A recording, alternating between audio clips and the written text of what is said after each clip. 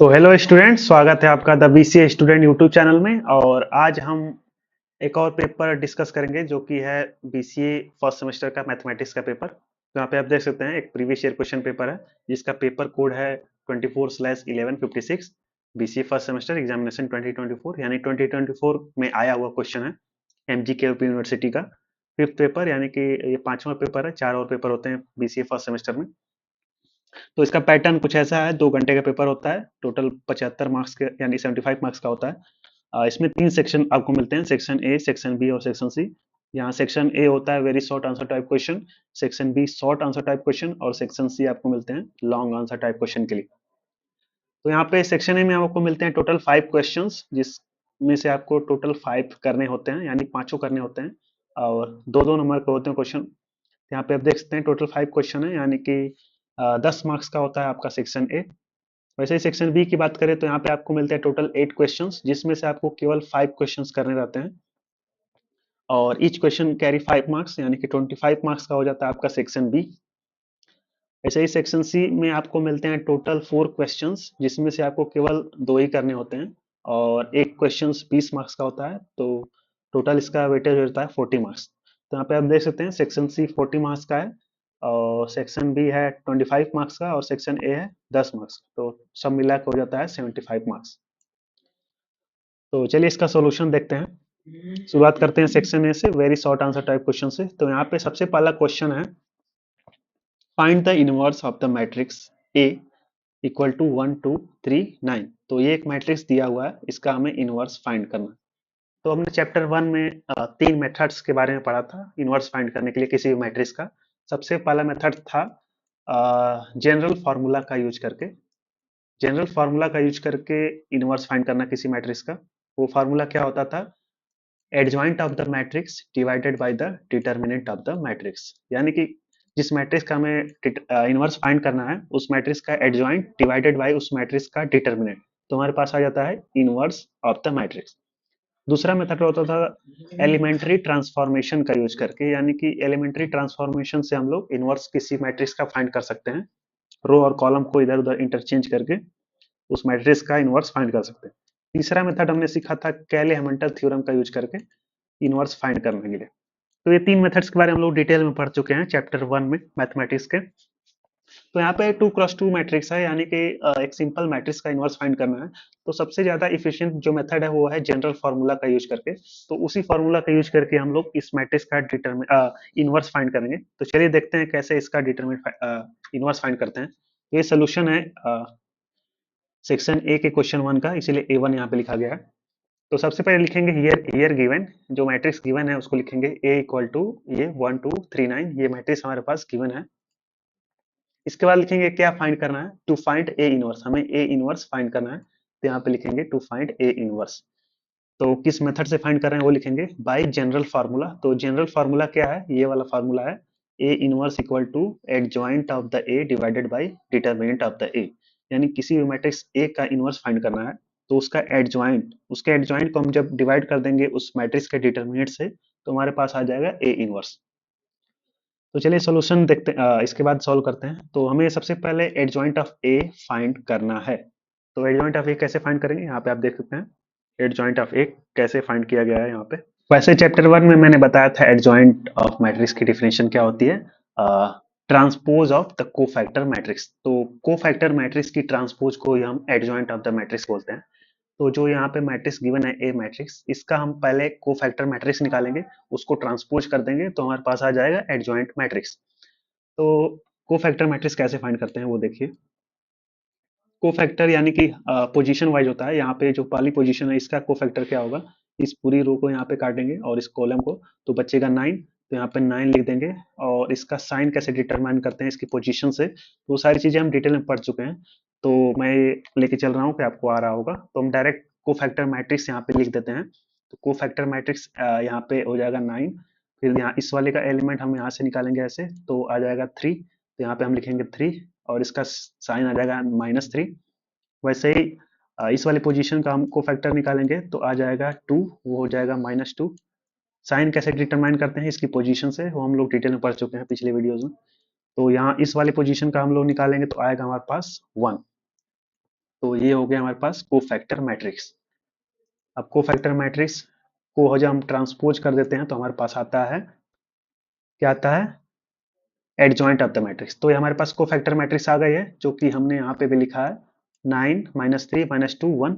अब इसका जब ट्रांसपोज कर देते हैं तो हमारे पास आ जाता है एडजॉइंट ऑफ मैट्रिक्स। ट्रांसपोज में क्या करते हैं, ये जो रो है इसको हम कॉलम बना देते हैं। यहाँ पे देख सकते हैं कॉलम बनाया हमने, 9 -3, ये -3 है, यहाँ पे ये रो था, यहाँ पे कॉलम बन चुका है। अब यही यहीं पे दूसरी रो को भी कॉलम बना देंगे हम।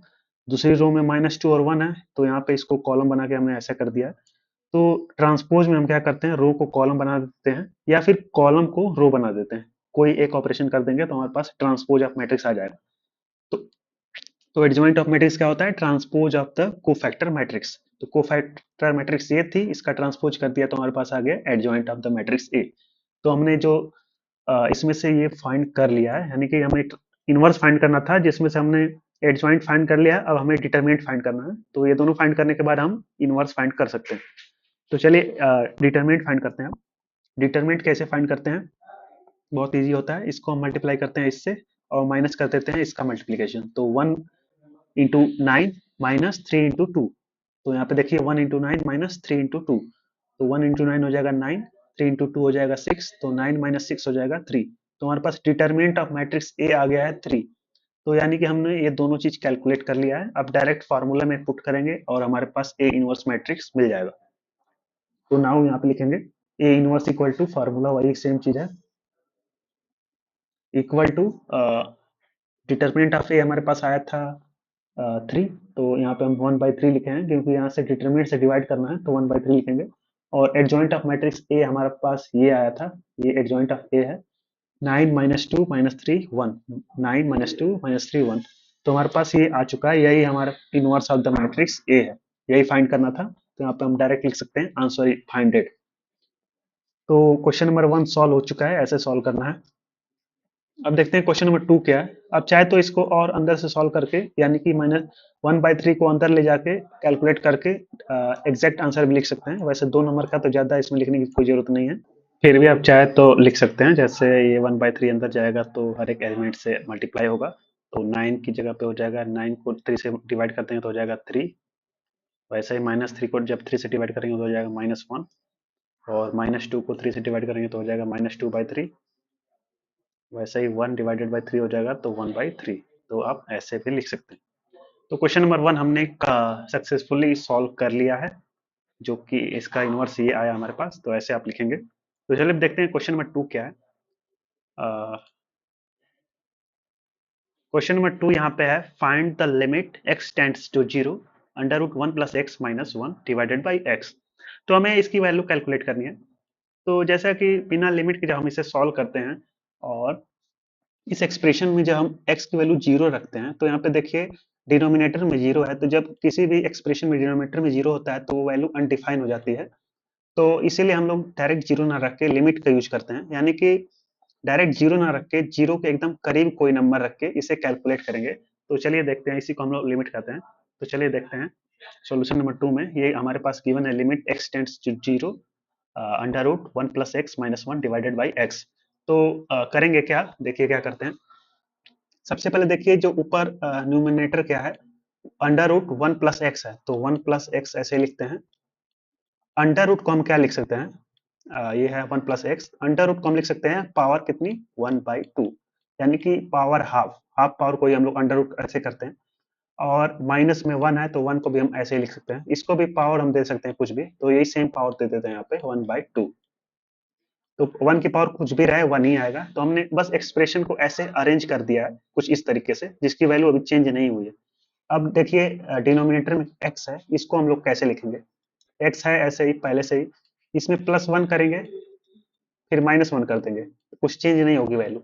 तो हमने बस +1 और -1 करके कुछ एक्सप्रेशन बनाने की कोशिश की है। देखिए क्या किया है।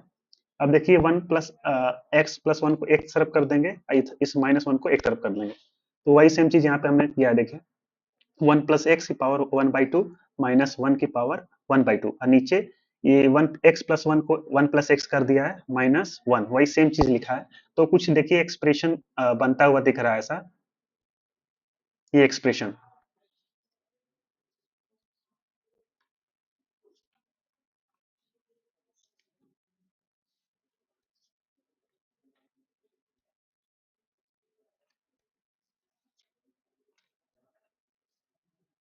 तो इसको हम एल्जेब्रिक लिमिट बोलते हैं, जिसका एक फॉर्मूला होता है x to the power n minus a to the power n divided by x minus n. तो ऐसा एक्सप्रेशन का फॉर्मूला होता है, क्या होता है, n a to the power n minus one. यानी कि जब ऐसा एक्सप्रेशन आपको दिखे, ये वाला x की पावर n माइनस ए की power n divided by x minus a, तो हम लोग डायरेक्टली उसकी वैल्यू लिख सकते हैं n into a to the power n minus one. ये फार्मूला आप लोग याद करके रख लीजिए, बहुत ही ज्यादा इंपॉर्टेंट है। तो हमने इस एक्सप्रेशन जो जो क्वेश्चन दिया था, ये वाला लिमिट वाला, इसको हमने इस एक्सप्रेशन में चेंज कर लिया है। अब देखिए वही सेम एक्सप्रेशन इसके जैसा दिखता हुआ आ रहा है। x इसको हम x मान लेंगे तो इसकी पावर 1/2 है, और इस 1 को हम लोग a मान लेंगे तो इसकी पावर भी वही 1/2 यानी कि सेम n है, और नीचे वही वही x है और ये a है। तो इसका आंसर कैसे लिखेंगे, n यानी कि पावर क्या है इसकी 1/2 है, तो यहाँ पे हम देखिए 1/2 ये n को डिनोट कर रहा है, वो लिख दिया हमने।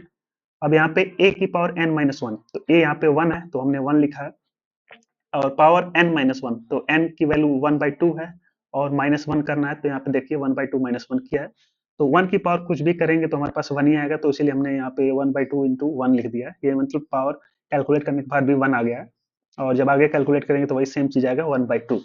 तो ये जो पूरा लिमिट था इसका आंसर आ गया है 1/2। ऐसे कैलकुलेट करेंगे लिमिट, आप देख सकते हैं और देख के समझ लीजिए। तो ये सारी चीजें हैं, ये इंपॉर्टेंट फार्मूला है, x to the power n minus a to the power n divided by x minus a. ऐसा एक्सप्रेशन जब दिखता है लिमिट में तो हम डायरेक्ट ये लिखते हैं, यानी कि ये फार्मूला होता है। तो वही फार्मूला का यूज करके हमने किया है। तो क्वेश्चन नंबर 2 हमने कंप्लीटली सॉल्व कर लिया। अब देखते हैं क्वेश्चन नंबर 3 क्या है। क्वेश्चन नंबर 3 ये डिफरेंशिएशन से है, थर्ड चैप्टर से, ये चैप्टर 2 से था, ये चैप्टर 1 से था। तो डिफरेंशिएट करना है हमें x to the power sine x। तो x की पावर साइन x को डिफरेंशिएट करना है विथ रिस्पेक्ट टू x। तो चलिए करते हैं, कैसे करते हैं देखते हैं। तो सोल्यूशन नंबर 3 यहाँ से स्टार्ट होता है। क्वेश्चन है differentiate x to the power sine x with respect to x। With respect to को हम लोग WRT भी लिख सकते हैं शॉर्ट फॉर्म में, विथ रिस्पेक्ट टू x। तो सबसे पहले लेट करेंगे y equal to x to the power sine x, यानी कि जो जिसको डिफरेंशिएट करना है हम ऐसे इक्वेशन बना लेते हैं, y equal to sine x to the power sine x। ये बन चुका है हमारे पास एक इक्वेशन। अब क्या करेंगे, इसको डायरेक्टली जब डिफरेंशिएट करने जाएंगे तो हमें प्रॉब्लम होगी और करना बहुत मुश्किल हो जाएगा। तो हम लोग लॉगरिथम का सहारा लेंगे। तो क्या करते हैं हम लोग, take natural log both side, यानी कि इस इक्वेशन के दोनों साइड हम लोग नेचुरल लॉग ले लेंगे। तो देखिए y के आगे नेचुरल लॉग ln ले लिया हमने, वैसे ही x to the power sine x के आगे ln ले लिया है, ln x to the power sine x। अब लॉगरिथम की एक प्रॉपर्टीज होती है, ऐसे देखिए कुछ log x की पावर कुछ जब y है तो हम इसको क्या लिख सकते हैं, आगे y लिख सकते हैं ऐसे ln x। ये प्रॉपर्टी होती है लॉगरिथम की।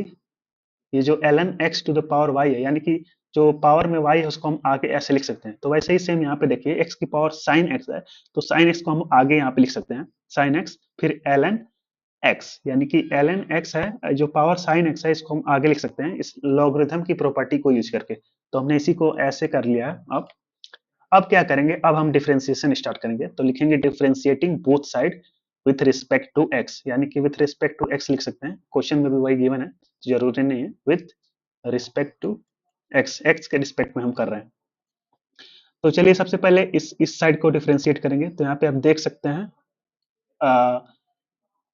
ln y है, तो लेकिन हम कर रहे हैं y x के रिस्पेक्ट में कर रहे हैं। तो जब हम करेंगे तो log x का डिफरेंशिएशन क्या होता है, log x का डिफरेंशिएशन आपको सब याद होना चाहिए। log x का डिफरेंशिएशन होता है 1/x, लेकिन यहाँ पे तो log x है नहीं, log y है, तो 1/y लिखेंगे, यानी कि इसका डिफरेंशिएशन 1/y हो जाएगा। लेकिन ये x था नहीं तो इसको फिर से डिफरेंशिएट करेंगे तो dy/dx लिखेंगे।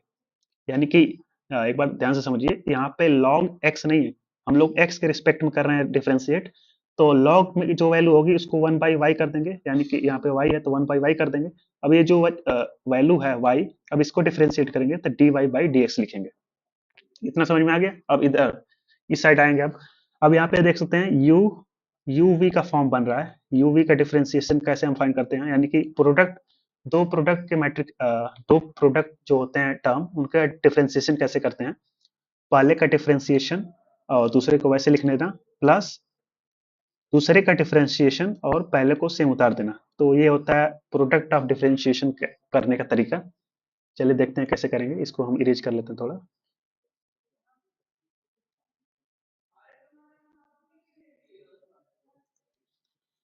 तो हमें sine x into l n x को डिफ्रेंशिएट करना है। तो क्या करेंगे, सबसे पहले साइन एक्स का डिफ्रेंशिएट करेंगे और एल एन एक्स को वैसे ही उतार लेंगे। तो साइन एक्स का डिफ्रेंशिएशन वही सेम चीज यहाँ पे लिखा गया है, डिफ्रेंशिएट कर रहे हैं तो d of sine x into l n x divided by d x, यानी कि एक्स के रिस्पेक्ट में कर रहे हैं। तो सबसे पहले ये कौन से फॉर्म में है, u और v के फॉर्म में है।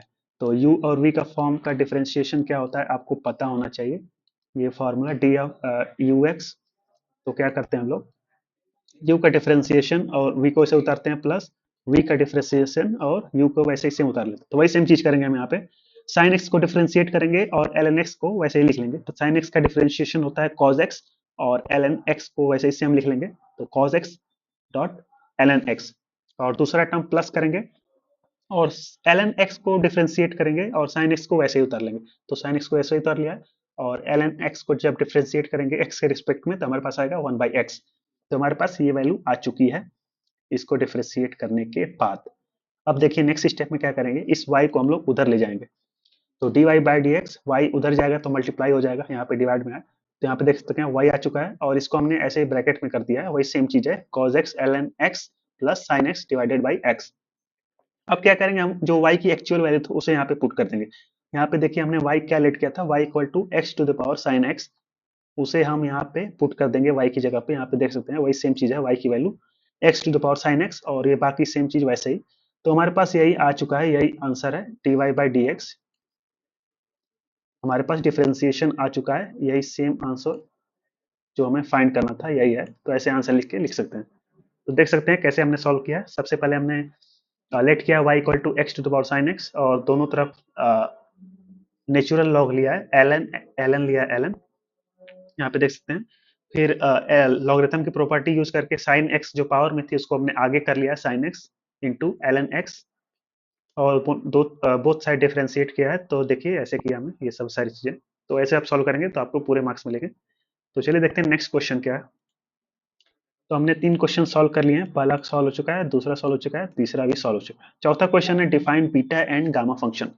तो चौथे क्वेश्चन में आपको बीटा और गामा फंक्शन को डिफाइन करना है एंड डिफिनेशंस लिखनी है। तो आप ऐसे लिख सकते हैं, यहाँ पे सॉल्यूशन नंबर 4 लिखेंगे आप और बीटा फंक्शन एडिंग डाल के, beta function B x y is a special mathematical function define as B of x comma y equal to integration of 0 to 1 t to the power x minus 1 1 minus t to the power y minus 1 dt।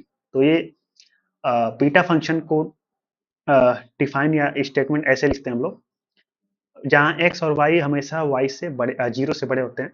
तो ये beta function की definition है। वैसे ही gamma function की definition आप लिख सकते हैं।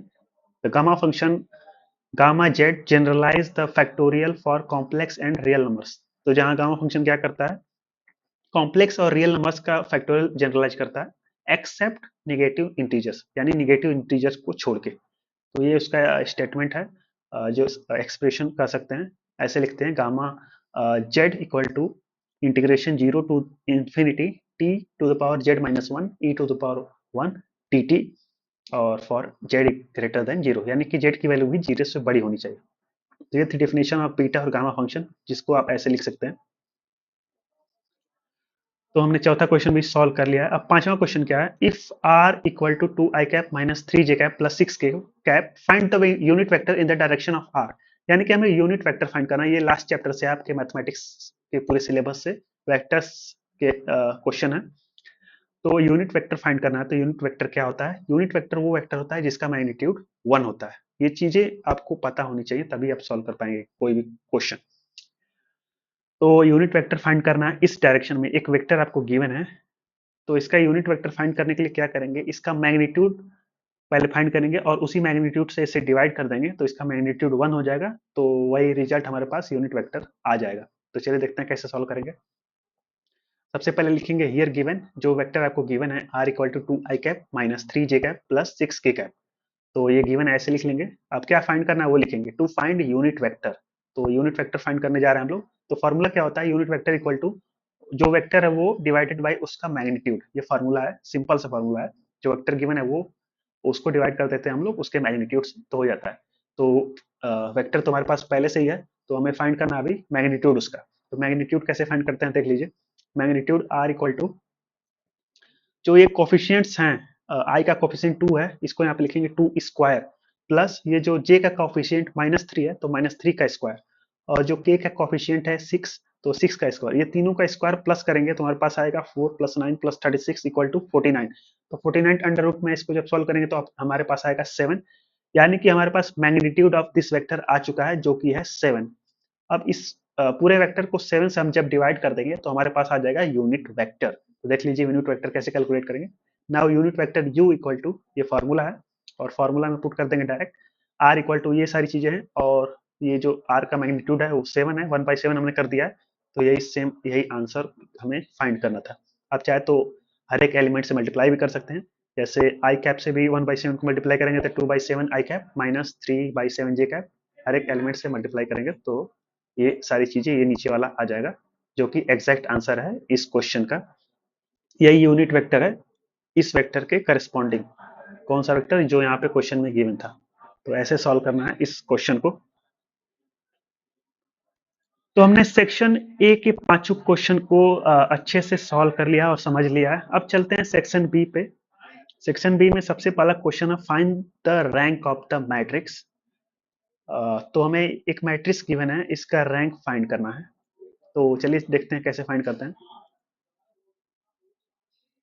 सॉल्यूशन B1 यानी सेक्शन बी का क्वेश्चन पहला क्वेश्चन है। तो सबसे पहले लिखेंगे हियर गिवन, जो मैट्रिक्स आपके पास गिवन है वो लिखेंगे A इक्वल टू, ये जो मैट्रिक्स है ये सारे एलिमेंट्स हैं 1 2 0 -1 2 6 -3 -3 3 10 -6 -5। अब क्या फाइंड करना है वो लिखेंगे to find rank of A, यानी कि हमें इस मैट्रिक्स का रैंक फाइंड करना है। तो सबसे पहला यहाँ पे सॉल्यूशन स्टार्ट होता है। स्टेप 1 में क्या करेंगे, एक्लोन फॉर्म में चेंज करेंगे इसको। तो एलिमेंट्री ट्रांसफॉर्मेशन का यूज करेंगे। तो यहाँ पे देखिए एलिमेंट्री ट्रांसफॉर्मेशन कैसे करते हैं, यही सेम तरीका है।